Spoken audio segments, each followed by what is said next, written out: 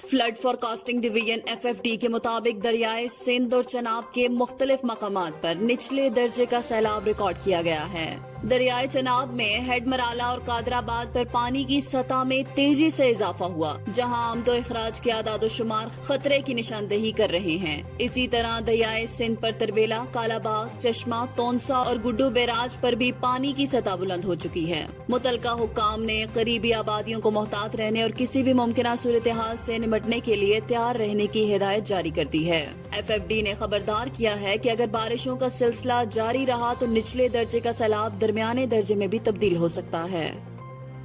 पाकिस्तान ने माली साल 2024-25 के दौरान 26.7 अरब डॉलर के गैर मुल्की कर्जे हासिल किए, जो मुल्की तारीख में एक नया रिकॉर्ड है। इनमें से निस्फ कर्जे पुराने कर्जों की मुद्दत बढ़ाने, रोल ओवर पर मुश्तमिल थे, जबकि सिर्फ 13% यानी 3.4 अरब डॉलर तरक्याती मंसूबों पर खर्च किए गए। वजारत खजाना के मुताबिक बाकी कर्जे बजट खसारे और ज़र मुबादला के ज़खायर में इजाफे के लिए इस्तेमाल हुए। सऊदी अरब, चीन और मुत्तहिदा अरब अमारात से महंगे डिपॉजिट्स हासिल किए गए, जिन पर शरह सूद 4 से 6% तक रही। स्टेट बैंक के ज़खायर 14.5 अरब डॉलर तक पहुंच गए हैं, मगर ये ज्यादातर कर्जों पर मुश्तमिल हैं। IMF ने खबरदार किया है कि पाकिस्तान को आइंदा 3 सालों में 70.5 अरब डॉलर की बैरूनी माली जरूरत पेश आएगी, जो माली खुद मुख्तारी के लिए संगीन खतरा है।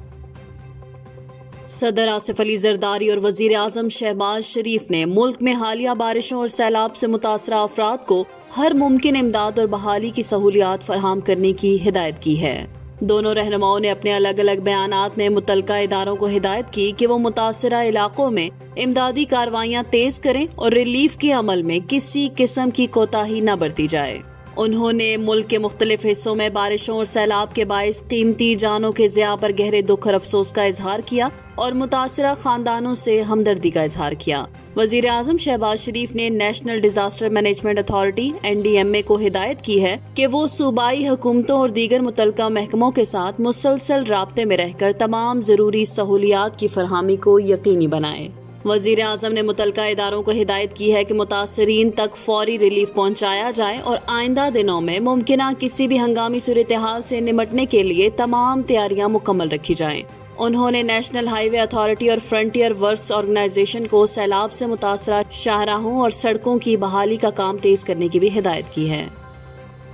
वजीर आजम मोहम्मद शहबाज शरीफ ने कहा है कि चीन पाकिस्तान इक़्तिसादी राहदारी की तरक्की के तनाजुर में पाकिस्तान में चीनी बाशिंदों का तहफ़्फ़ुज़ अब मज़ीद अहमियत का हामिल हो चुका है। उन्होंने कहा कि हुकूमत मुल्क में चीनी बरादरी के लिए एक महफूज और कारोबार दोस्त माहौल फराहम कर रही है। पूरे मुल्क में आलमी मयार के मुताबिक सेफ सिटी मंसूबे तामीर किए जा रहे हैं ताकि चीनी बाशिंदों की सिक्योरिटी को मौसर बनाया जा सके। वजीर आजम ने चीन को हमारा दोस्त मुल्क करार देते हुए कहा कि चीन के साथ हमारे तारीखी भाईचारे के ताल्लुकात हैं और चीनी भाइयों का तहफ़्फ़ुज़ हुकूमत पाकिस्तान की अव्वलीन तरजीह है। वजीर आजम की ज़ेरे सदारत मुल्क में चीनी बाशिंदों की सिक्योरिटी इंतजामात के हवाले से जायजा इजलास भी मुनक़िद हुआ, जिसमें मुख्तलिफ सिक्योरिटी इक़दामात पर तबादला ख्याल किया गया।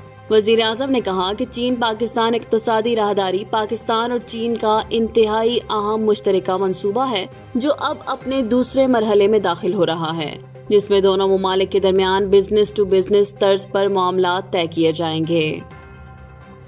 अक़वाम मुत्तहिदा के सलामती कौंसिल ने पाकिस्तान की जानिब से पेश की गई करारदाद मुतफ़िक़ा तौर पर मंजूर कर ली है। ये करारदाद तनाज़ात के पुरअमन हल के तरीक़ाकार को मजबूत बनाने के लिए पेश की गई है। नायब वजीर आजम और वजीर खारजा इसहाक डार की ज़ेर सदारत अक़वाम मुत्तहिदा की सलामती कौंसिल का इजलास हुआ, जिसमें करारदाद नंबर 2788/2005 पर गौर किया गया। करारदाद में तमाम रुकन मुमालिक पर जोर दिया गया कि वो तनाज़ात के हल के लिए पुरअमन ज़राए इस्तेमाल करें और सलामती कौंसिल की करारदादों पर मौसर अमल दरामद को यकीनी बनाएं। मजीद बरा रुकन ममालिक और अक़वाम मुत्तहिदा को तरगीब दी गई है कि वो बर वक्त सिफारती कोशिशों, सालसी, एतमाद साजी और इलाकाई और बैनुल अक़वामी मुज़ाकरात के जरिए तनाज़ात को बढ़ने से रोकें।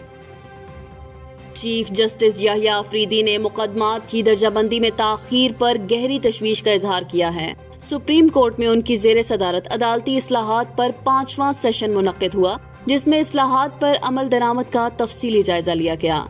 اجلاس میں بتایا گیا کہ 89 اصلاحاتی اقدامات میں سے 26 مکمل ہو چکے ہیں جبکہ دیگر 44 پر پیش رفت جاری ہے۔ چیف جسٹس نے تمام شعبوں کو ہدایت کی ہے کہ آئندہ اجلاس سے قبل تمام کام مکمل کیا جائے تاکہ اصلاحات کا عمل مؤثر طور پر آگے بڑھ سکے۔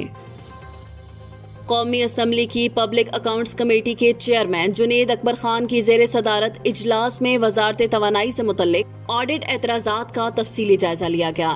اجلاس میں متعلقہ حکام نے آئی پی پیز کی انسٹالڈ کیپیسٹی اور بجلی کی پیداوار کے اعداد و شمار پیش کیے۔ بتایا گیا کہ 2015 میں آئی پی پیز کی انسٹالڈ کیپیسٹی 9,765 میگا واٹ تھی جو 2024 میں بڑھ کر 25,642 میگا واٹ ہو چکی ہے، جبکہ بجلی کی قیمت سالانہ 141 ارب سے بڑھ کر 1.4 ٹریلین روپے تک پہنچ گئی ہے۔ اجلاس میں مالی سال 2015 میں 58 بلین کلو واٹ آور اور 2014 میں 90 بلین کلو واٹ آور بجلی پیدا ہونے کی تفصیلات بھی دی گئی ہیں۔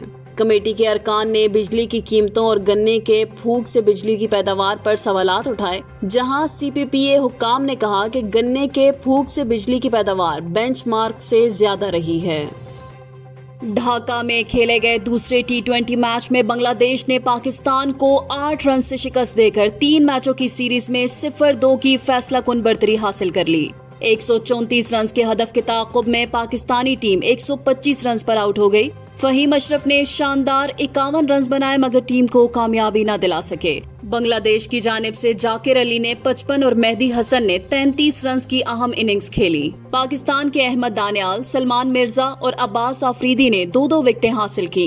پاکستانی بیٹنگ کا آغاز ہی مایوس کن رہا اور صرف 15 رنز پر آدھی ٹیم پویلین لوٹ گئی۔ فہیم اشرف کی آخری کوشش بھی ناکام رہی اور ٹیم ہدف سے 8 رنز دور رہ گئی۔